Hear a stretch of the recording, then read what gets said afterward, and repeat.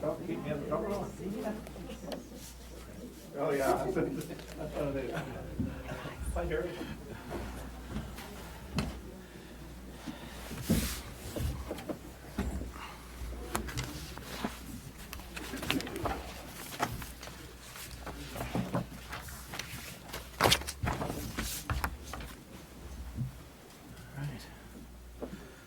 Starting this, or Yeah, you are. yeah, me?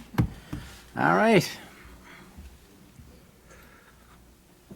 Take the water without spilling over me. Well, good afternoon, everyone.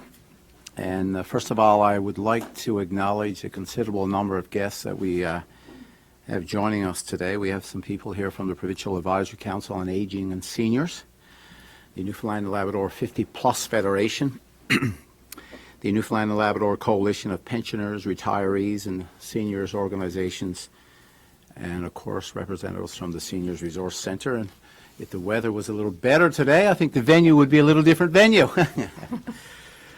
First of all, I'd like to acknowledge we have some cabinet members, we've had some caucus members here with us, MHAs in our various districts, and acknowledge the fact that they are joining us today. I can assure you from the work that our caucus and members are doing, the issues that face seniors within our province is certainly something that they hear every day, and we're very pleased to have them join us. Also, of course, delighted to have Minister Gambin-Walsh, and for this, what is a very important announcement for seniors in our province. Before forming government, it was important to us to hear firsthand the various issues affecting residents in Newfoundland and Labrador. And in the fall of 2014, we held a series of meetings across the province, and we heard from a number of individuals and from groups, including seniors. It's very tough to go anywhere in this province today, I will assure you, and go in and have a town hall meeting or a meeting of any sort and not see a large group of seniors in the room. We always encourage it too, because when you look at our communities and what's really been the very foundation of the growth of Newfoundland and Labrador, it's seniors right now that we owe a great deal of gratitude for actually putting this province, where we are today. Added to that, our Let's Connect initiative allowed us to hear directly from the issues which seniors in our province felt, the issues that they felt government needed to know. Some of the matters which came to the forefront were individual, some were systemic, some were common across the entire province, regardless of which community that you went into. And one message that we received loud and clear was the need for a strong, independent voice to address issues that impact seniors. We heard from seniors organizations, and major stakeholders consistently told us that the establishment of a seniors advocate office is a necessity for Newfoundland and Labrador. When you consider the fact that almost 30% of our population will be aged 65 years or older within 10 years, we need to ensure seniors have a powerful and independent voice to represent this diversity. We need to keep in mind that seniors in our province, you also have a wide range of experience and different needs. We understand the challenges that our province faces with a rapidly aging population, and our government has a plan to ensure that we are prepared for this demographic change through better spending and sustainable investments. A number of these investments are already positively impacting the lives of seniors in our province. For example, over $63.7 million for the Newfoundland and Labrador income supplement, and this helps low-income seniors, individuals, families, and persons with disabilities, and an annual investment of more than $57 million for the seniors benefit part. So we're committed to continue to provide the best possible service and programs for seniors while respecting their independence. Everyone in our province understands the harsh and physical realities that we as a government have had to address over the past year. Undoubtedly, we've had to make a number of difficult decisions to help steer our province back into the direction of economic stability. But having a seniors advocate in our province at this time is a priority.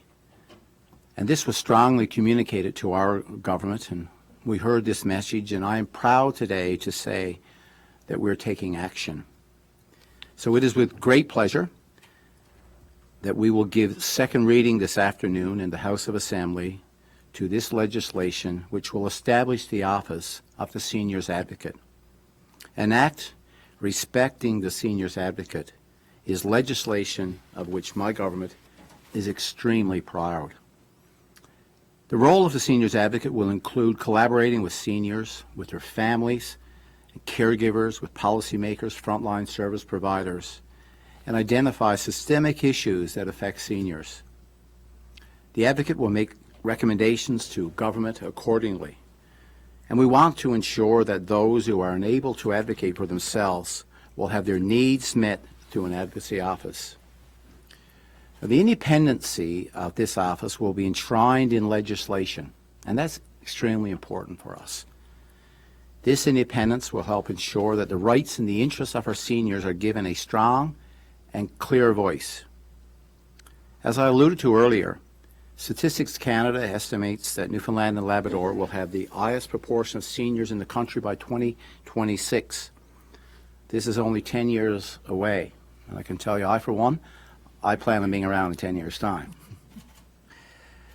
In establishing the Office of the Seniors Advocate, this will be only the third such office in Canada. We have BC and Alberta who have offices created. Now, we are demonstrating just how committed we are by focusing on the issues and concerns of seniors. When we enter into public life, we understand the tremendous responsibility that has been placed upon us to ensure the best interests of the people of our province are served. But we also come to hold particular issues very near and dear to us. And for me, personally, and I know for our ministers and our caucus, the establishment of the Office of the Seniors Advocate is an example of one such matter. As we move forward, our government will continue to listen to older adults and their families. We want to understand and hear what their priorities are and determine how we can help to overcome the challenges that we all face together. I'm going to ask and turn it over to Minister Gambin-Walsh to provide you with some more detail on the legislation that we will put in place to create the Office of the Seniors Advocate. So thank you very much.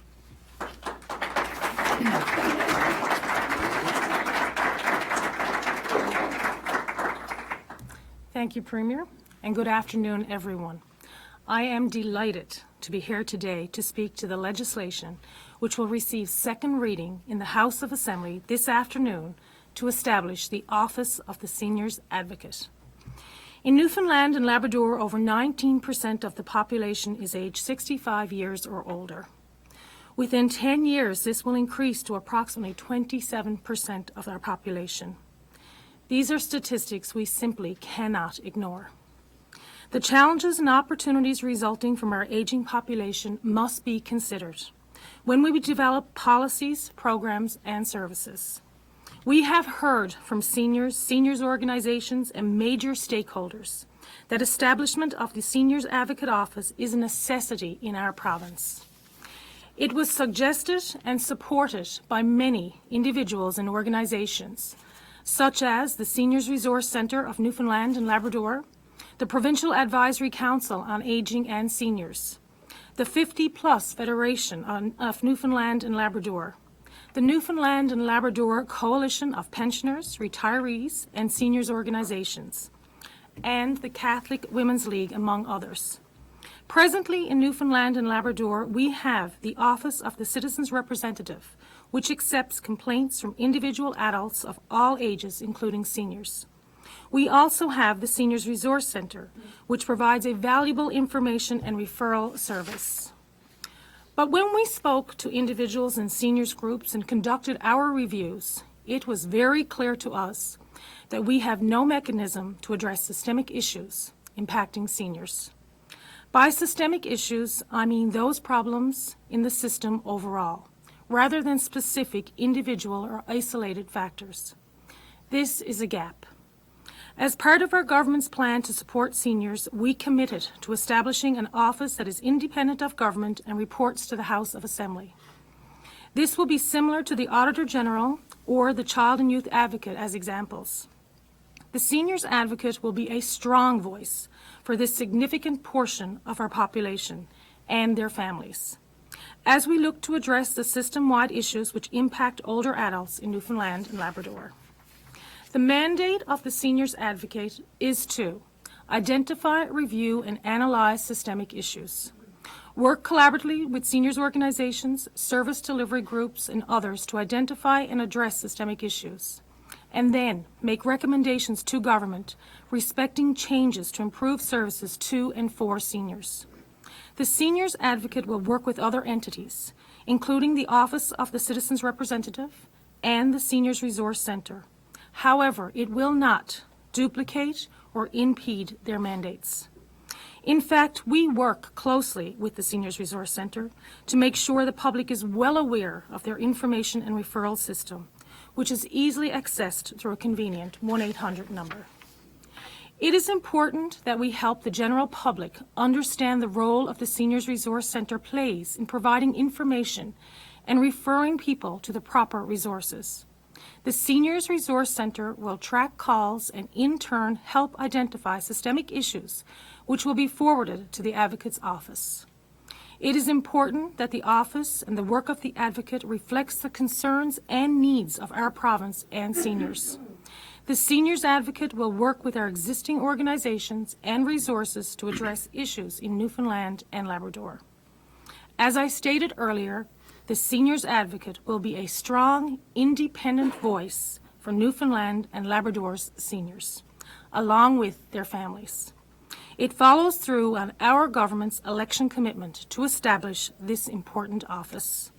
As the Minister of Seniors, Children and Social Development, I look forward to bringing this legislation to the House of Assembly. Thank you.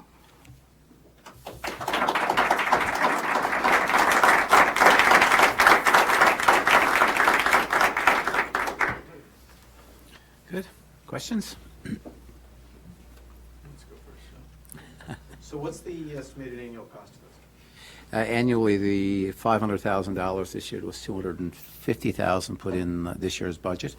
So it'll be $500,000 once the office is open, which should be early 2017, spring of 2017. This is money that we've allocated in the fiscal forecast already. It's a commitment that we made, and we're very comfortable working with inside government. That's the budget for this is $500,000 a year, an ongoing cost. So it's primarily, when you think of where we are, and it's important now we get this office to open up and working, with the many community groups that we have, because we recognize, I think, when you ask anyone about the challenges that we face, the aging demographics, and what will be unique as we see baby boomers rely more and more on government services and so on, that it's important we get in front of this and get this office up and running. And so, what sort of time frame are you looking at in terms of actually getting it up and running? Is it an IAC appointment, or is it some other process? How's all that going to go? Yeah, good question, because there is an IAC process through the Independent Appointments Commission. So it's Tier 1 process, and we'll get this person in place now. So once we get the piece of legislation, we get this in place. We'll get the IAC going on this, because it's something that we want to get in place as quickly as possible. And so is there, like, the Auditor General has an annual reporting requirement. Some of the other statutory offices, Elections Newfoundland and Labrador, has certain sort of mandated period-wise reporting requirements. With this office, is it just as things come up as they define the mandate, or is there any specific reporting?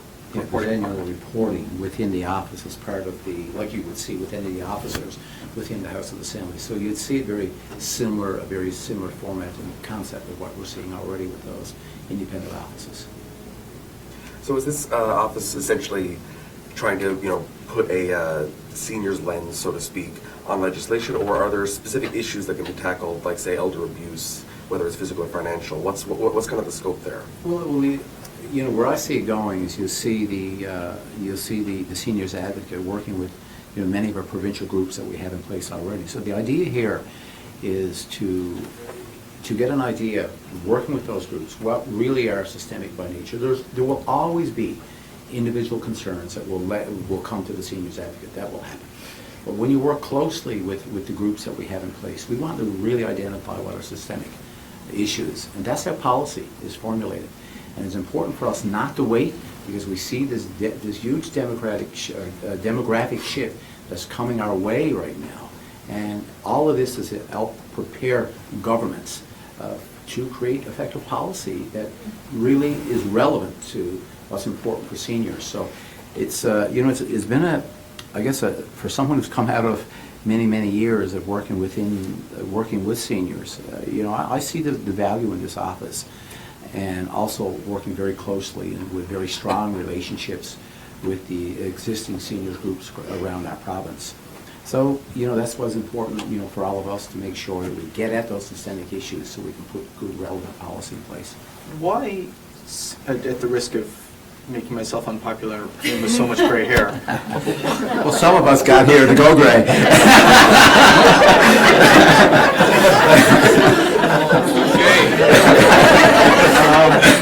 Why seniors specifically, though? Why not a working families advocate? Why not an independent, statutorily mandated women's advocate, which we don't have? Why this demographic do you feel needs this voice and this office speaking for them?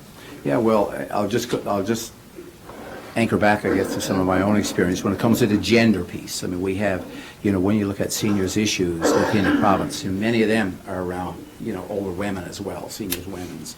There will be obviously a big focus on issues that affect the female population of our seniors in our province.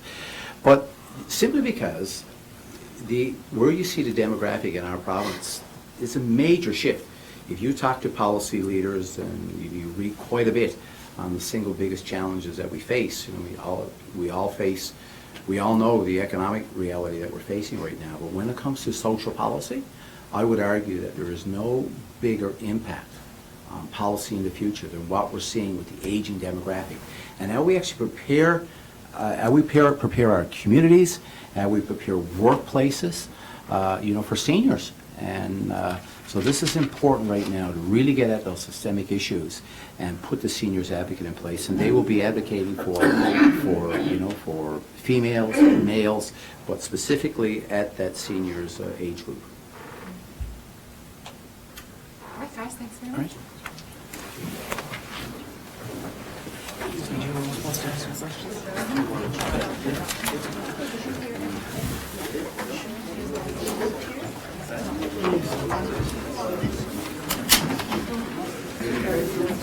Yeah.